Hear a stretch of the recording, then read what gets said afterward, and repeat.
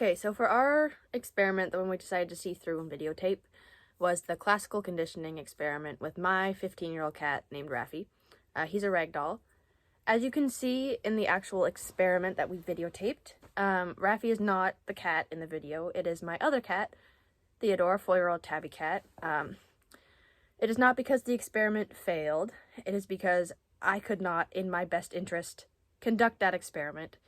That is because when I brought the whistle home, I brought it inside, and I tested it out to see if it worked well.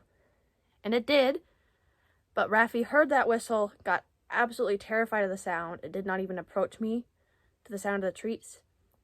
So I thought it was not a good idea to try to conduct that experiment because he was clearly not very happy with the stimulus in the slightest, and I was unable to take any videos because I did not want to subject him to hearing that sound again.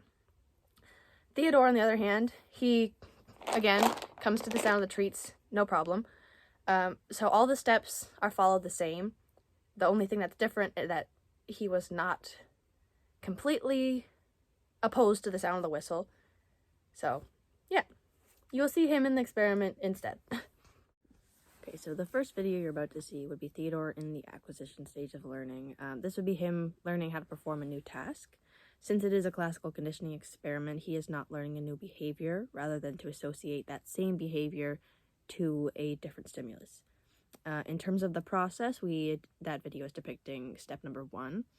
That is just us showing Theodore responding to the unconditioned stimulus with his unconditioned response being the shake and treat bag, and then him responding to the sound of the shake and treat bag as him running to it. And then he receives a treat as a consequence, as seen in the video. Yeah.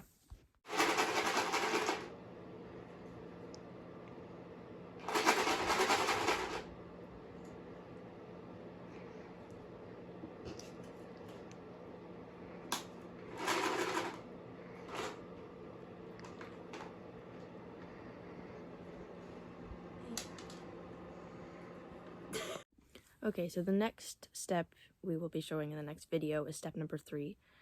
Step number 2 was just introducing Theodore to the sound of the whistle in general. There is going to be no response to that, so it was just seeing how he'd react in general. Step number 3 would be showing him the unconditioned stimulus rapidly followed by the neutral stimulus to kind of gain that association with the two of them, and then in hopes of removing the unconditioned stimulus. While doing that, he will be performing the unconditioned response to both of the sounds and receiving the treat as his consequence. Yeah, that's the next video you're about to see.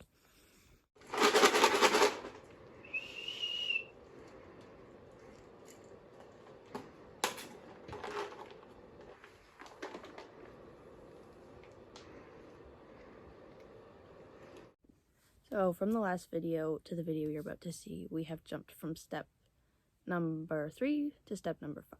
In that process, Theodore was in the fluency stage of learning.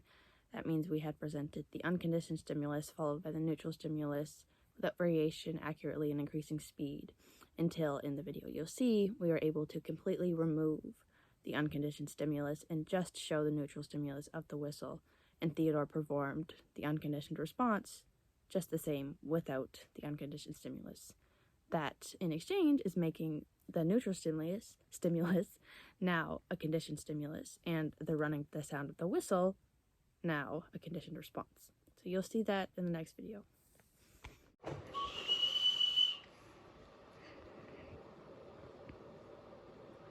Oh, good job. So the last video you'll see, we jumped from step number 5 previous video, and in this video it's going to be step number 7. Within that process, Theodore had gone through the generalization stage where we would present him the conditioned stimulus and he would perform the conditioned response. The problem with that is we did it again without variation accurately, but in the same spot, in the same situation. The problem with that is that he might associate the one room, the time of day, with performing that conditioned response to the conditioned stimulus. So then we wanted to get him into the adaptation stage of learning. That's where we present to him the conditioned stimulus in hopes of the conditioned response in different situations, like different times of day, different people. In the video, you'll see that we could only move up the stairs a bit because that's the best we could work with. But you will see that he was a little bit confused, so it is good that we are teaching him the adaptation of different situations and stuff in connection to the experiment. So you'll see that in the next video.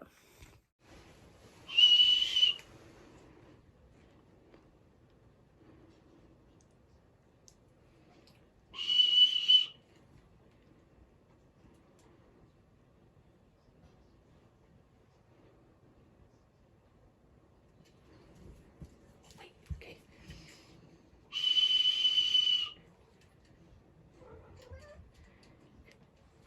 Good job. Come here.